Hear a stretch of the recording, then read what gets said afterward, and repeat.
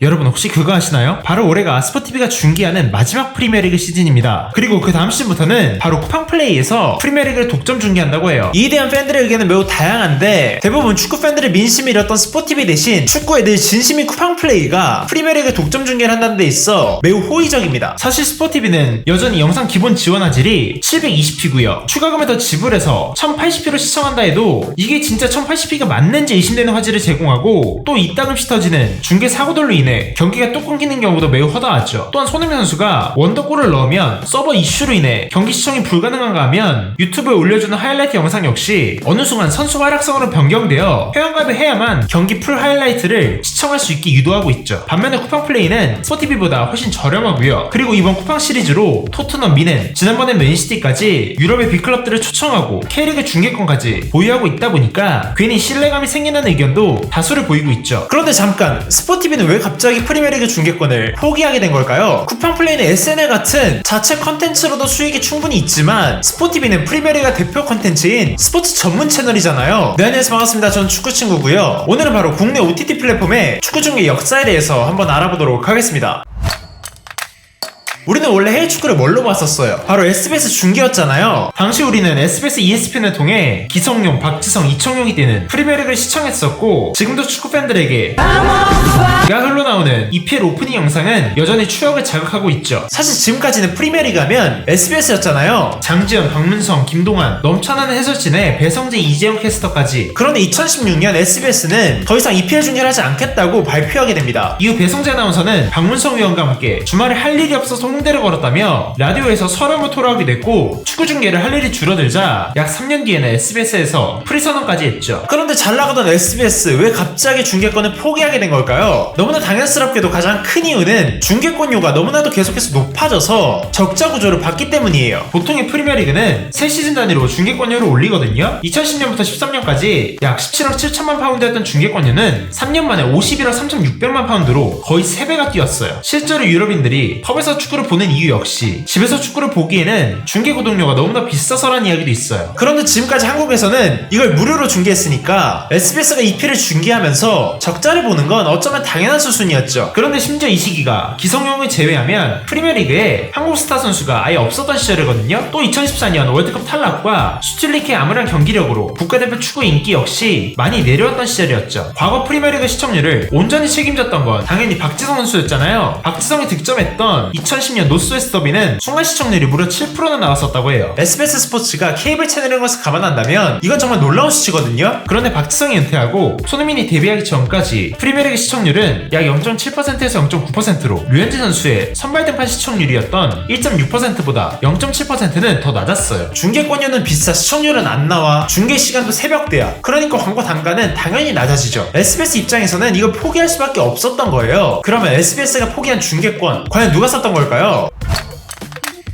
스포티비 모에서 하는 A클럽 미디어 그룹이라는 곳인데 이곳은 스포츠 중계권을 구매해서 방송국에 판매하는 것으로 수익을 얻는 일종의 중간 도매업자거든요. 이번에도 비싼 돈 들여서 EPL 중계권을 사왔는데 SBS에서 중계권 구매를 안 하는 거예요. 너무 비싸니까. 자, 이런 상황에서 이거 도저히 안 팔리니까 못 팔면 우리라도 중계해야지 하고 만든 방송국이 바로 스포티비라는 거죠. 사실 스포티비도 초반에는 지금처럼 유료 중계를 하지 않았었어요. 예전에는 네이버에서도 스포티비가 중계하는 EPL을 공짜로 볼 수 있었잖아요.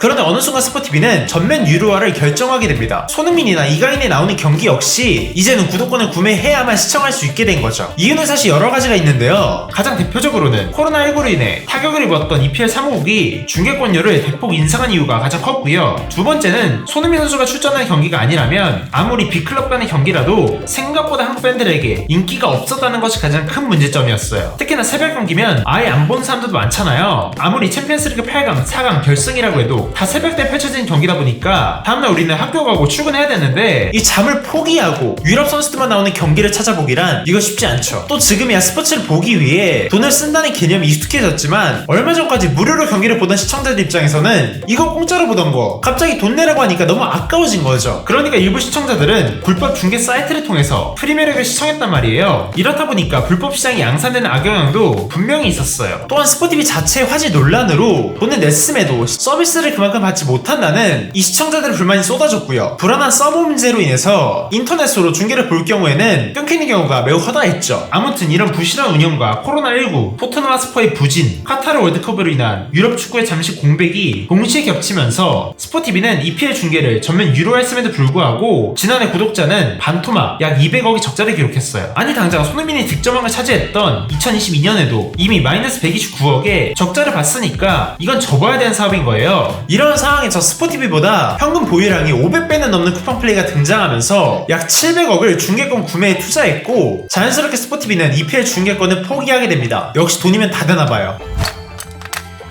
그런데 지금 SBS와 스포티비가 모두 축구 중계에서 적자를 기록했는데 왜 쿠팡 플레이는 시장성이 전혀 없어 보이는 프리미어리그, 라리가, 분데스리가, 리그암 이 유럽 축구 중계권을 막대한 돈을 써가면서까지 구매하는 걸까요? 지난 넷플릭스가 축구 다큐멘터리를 만드는 이유에 대한 영상에서도 말했듯이 대한민국에서 가장 현재 축구의 진심인 기업은 바로 쿠팡 플레이예요. 저는 쿠팡이 축구에 관심을 두고 축구 컨텐츠를 제작하는 이유로 큰 돈을 들여서 제작하는 오리지널 드라마, 영화보다 스포츠 중계가 훨씬 안정적이고 시즌 내내 고정적인 시청자들을 유지할 수 있는 장점 때문이라고 말씀드렸었는데요. 여기에 더해 지금 쿠팡은 아예 축구 산업 자체를 미래 먹거리라고 보고 있는 것 같아요. 실제로 초기 OTT 시장에서 자리를 잡지 못했던 쿠팡 플레이는 새로운 활로로 손흥민이 출전하는 토트넘 경기만 중계하는 방안을 선택했었거든요. 그런데 손흥민이 출전한 경기 이외에 다른 추가 콘텐츠는 없었는데도 전체 이용자가 20만 명이었던 2월에 비해 손흥민 경기 중계를 시작한 3월에는 하루 평균 사용자가 15만 명으로 굉장히 크게 늘었어요. 이때부터 쿠팡은 축구 산업을 미래 먹거리로 보고 K리그 온라인 독점 중계권을 가져오는가 하면 쿠팡 플레이 시리즈 등 다양한 축구 컨텐츠를 만들어 축구 산업 전반에 투자하고 있는 거죠. 또한 상대적으로 여성 이용자가 많은 쿠팡 플레이가 남성 이용자들을 모으기 위한 유인책으로 다양한 축구 중계권을 구매한 거기도 하고요. 이런 모습은 여성 시청자가 많은 티빙이 1,300억을 들여 프로야구 독점 중계권을 따내고 유로와 코파 아메리카 등 대륙 축구 대회를 중계하며 남성 시청자들을 유입하려는 이유와 매우 비슷하다고 볼 수 있어요. 쿠팡 플레이, 티빙 모두 막대한 적자를 보고 있음에도 어떻게든 시장에서 몸집을 불려 국내 OTT 1위를 차지하면 추후 부가 수익을 낼 수 있다는 계산으로 시청자의 신규 유입과 기존 가입자들의 이탈을 막기 위한 이 락인 효과를 누리기 위해서 매우 공격적으로 지금 투자하고 있는 거예요. 해외에서도 넷플릭스는 WWE의 독점 중계를 위해 50억 달러에 가까운 돈을 쏟아붓기도 했고 애플 플러스 역시 약 25억 달러를 투입하면서 메시가 활약하고 있는 MLS 중계권을 구매하는 등 신규 유입자가 줄어든 OTT 시장에서 각 기업들은 확실히 스포츠 중계로 눈길을 돌리고 있죠. 아니 왜 아직도 3년간 같은 통신사 인터넷 계속 쓰고 계신가요? 인터넷 가입 시 최대 47만원을 지원해드리고요. 또 정수기 렌탈 시 최대 30만원 혜택을 받아가실 수 있습니다. 현재까지 980억 이상의 가입비를 지원한 오늘의 PPL 브랜드 바로 인터넷 비교원입니다. 그리고 여기 유심칩까지 변경했을 때 최대 30만원의 추가 혜택을 지원해드리고 있으니까요. 중요한 건 이 모든 걸 설치 당일에 지급해드린다고 해요. 거기에 본인 가입 후 추천으로 친구가 가입했을 때 신세계 5만원 상품권까지 바로 증정해드린다고 합니다. 친구 추천 이벤트는 무제한이니까 절대 놓치지 마시고 인터넷 바꿀 땐 인터넷 비교원.